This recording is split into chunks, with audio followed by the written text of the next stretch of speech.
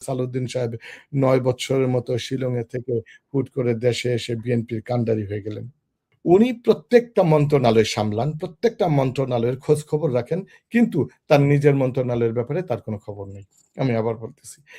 জনাব সালাউদ্দিন আহমেদ সাহেব being a state minister, যিনি স্বরাষ্ট্র মন্ত্রণালয়ের দায়িত্ব পালন করতেছেন, তিনি সমস্ত মন্ত্রণালয়ের খোঁজ খবর রাখেন, তথ্য-উপাত্ত দেন, কথা বলেন, কিন্তু তার নিজের মন্ত্রণালয়ের কোনো খবর নাই। যে ২১৩টার উপরে আসন পেয়ে মানে মেজরিটি সিট নিয়ে এত জনপ্রিয়, এত বীর দর্পে প্রতাপের সাথে ক্ষমতায় আসা প্রধানমন্ত্রী এবং স্বরাষ্ট্রমন্ত্রীকে, বিশেষ করে স্বরাষ্ট্রমন্ত্রীকে ভুয়া, ভুয়া স্লোগান, এটা আমাদেরকে শুনতে একেবারেই ভাল লাগে না। কারোই ভালো লাগে না। আমাদেরকে চিন্তা করতে ভাবায় এবং দেশবাসী জনগণ এটা সুন্দরভাবে দেখে না। ১।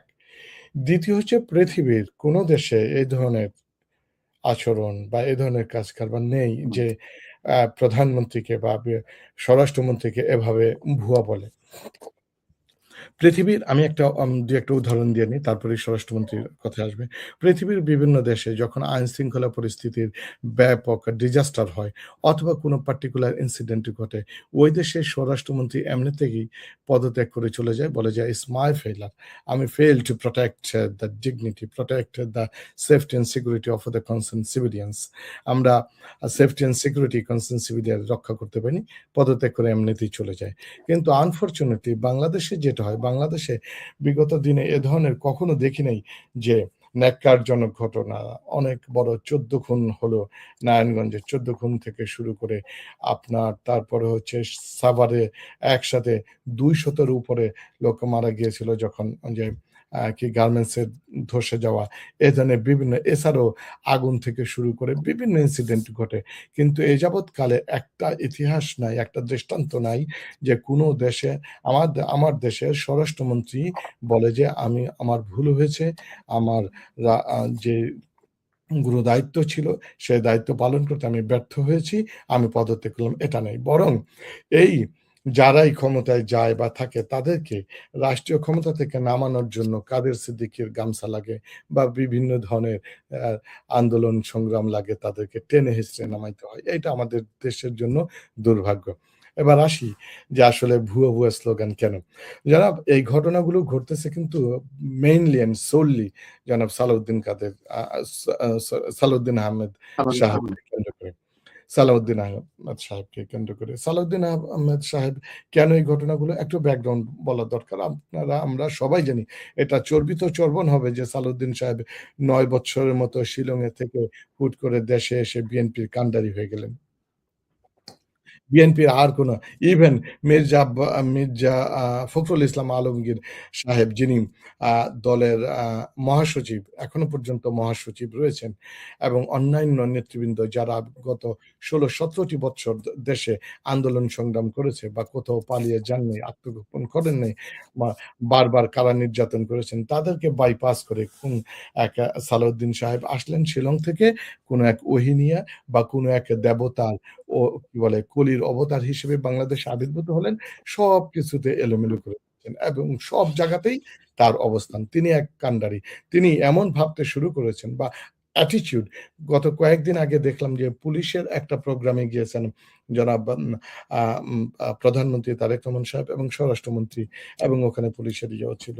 যে ওখানে বুঝাই যাচ্ছে না আসলে বাংলাদেশের প্রধানমন্ত্রীকে। বাংলাদেশের প্রধানমন্ত্রী কি তারেক রহমান নাকি স্বরাষ্ট্রমন্ত্রী? লুকস লাইক স্বরাষ্ট্রমন্ত্রী is acting as a de facto prime minister, which is very unfortunate. শুধু তাই না, আমরা যদি এমনটা বলি যে, দেখেন এটা এমনটা বলার দরকার নেই। গত যে কিছুদিন আগে যে পার্লামেন্ট শেষ হলো, যে গোটা পার্লামেন্টে তিনি একা আ সমস্ত কিছুতে তার প্রভাব। তিনি কথা বলতে যান। স্বাস্থ্য আ স্বাস্থ্য মন্ত্রণালয়ের ইস্যু তিনি জবাব দিতে যান। তারপরে হচ্ছে পরিকল্পনা মন্ত্রণালয় তিনি জবাব দিতে, প্রত্যেকটা বিষয়তে তিনি নিজের নাক গলান। আর আ প্রধানমন্ত্রীর পক্ষে তো কথা বলেনি। তার মানে সে acting as a de facto prime minister. এটার জন্য তো আসলে দেশের জনগণ প্রস্তুত না। প্রত্যেকের যার পার্টিকুলার রোল যেটা রয়েছে সেটাই। অর্থাৎ উনি প্রত্যেকটা মন্ত্রণালয় সামলান, প্রত্যেকটা মন্ত্রণালয়ের খোঁজ খবর রাখেন, কিন্তু তার নিজের মন্ত্রণালয়ের ব্যাপারে তার কোনো খবর নেই। আমি আবার বলতেছি। জনাব সালাউদ্দিন আহমেদ সাহেব বিং এ স্টেট মিনিস্টার, যিনি স্বরাষ্ট্র মন্ত্রণালয়ের দায়িত্ব পালন করতেছেন, তিনি সমস্ত মন্ত্রণালয়ের খোঁজ খবর রাখেন, তথ্য-উপাত্ত দেন, কথা বলেন, কিন্তু তার নিজের মন্ত্রণালয়ের কোনো খবর নাই।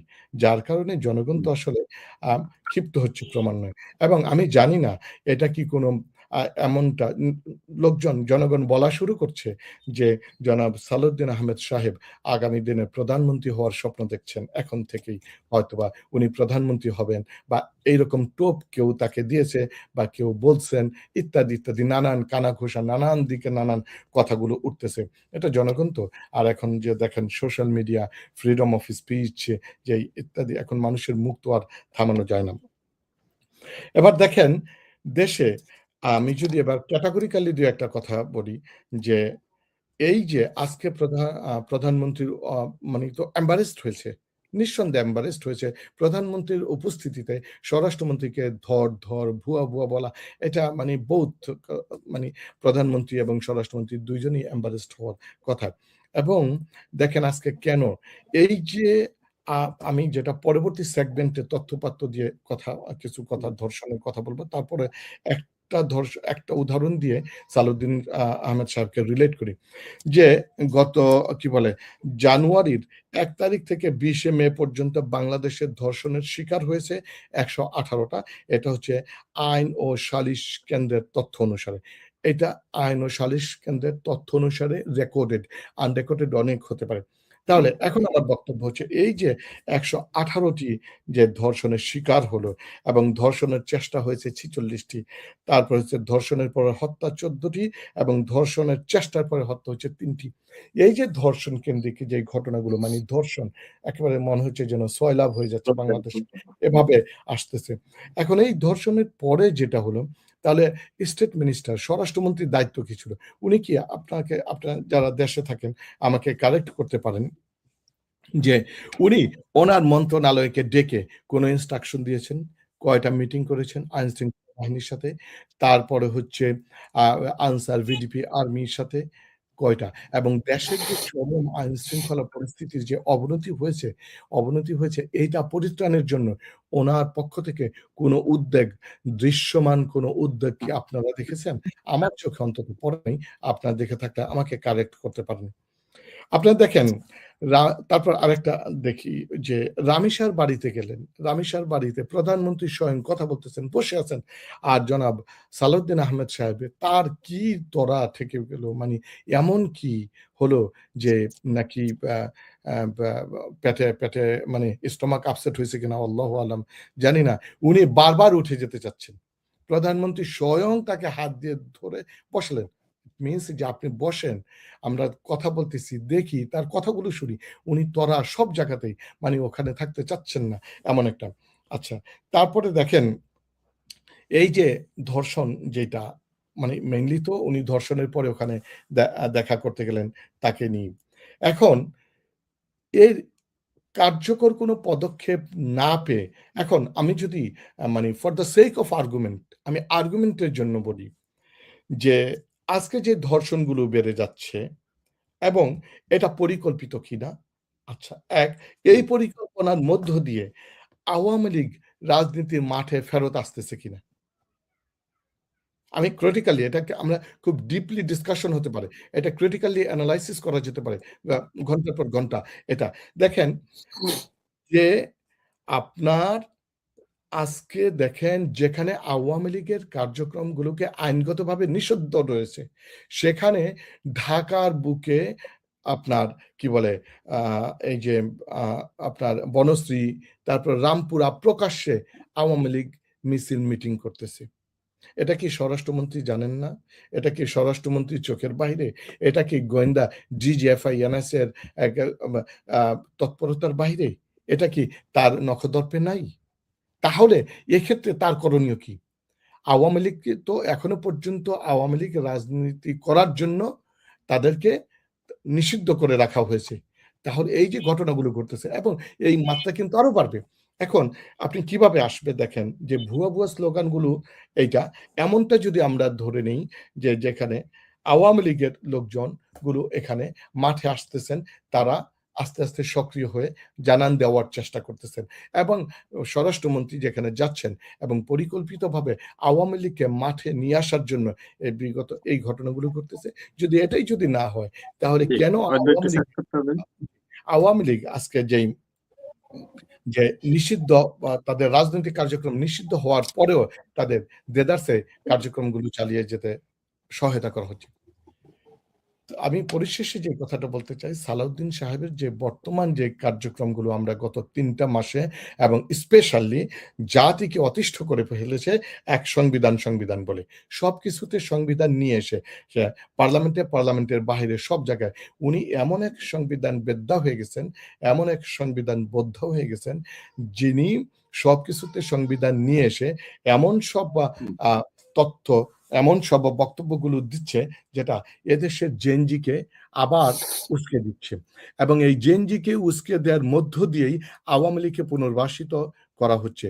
এটা বলতে মানে কোনো সংকোচ নাই যে আওয়ামী লীগ যদি বাংলাদেশে আবার অতি সন্নিকটে এবং অতি অল্প সময়ের মধ্যে আওয়ামী লীগ যেভাবে গুছিয়ে উঠে রাজনীতির মাঠে ফিরতে চায়, এর জন্য যে জনাব সালাউদ্দিন সাহেব যে সমস্ত মাঠ তৈরি করে দিচ্ছেন, সমস্ত পথ ঘাটগুলোকে তৈরি করে দিচ্ছেন, এটা বলতে আমার মনে হয় কোনো আলোচক বা দেশবাসীর এটা বলতে দ্বিধা নেই।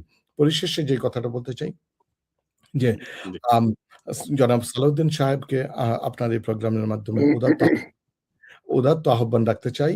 আপনি আপনার মন্ত্রণালয়ে দেশের আইন শৃঙ্খলা বাহিনীর পরিস্থিতির উন্নতি, দেশের যে আইন শৃঙ্খলা পরিস্থিতির যে চরম অবনতি হয়েছে সেদিকে নজরদারি করেন। অন্য যে মন্ত্রণালয়ের দায়িত্বপ্রাপ্ত মন্ত্রী রয়েছে তাদেরকে তাদের কাজগুলো করতে দেন।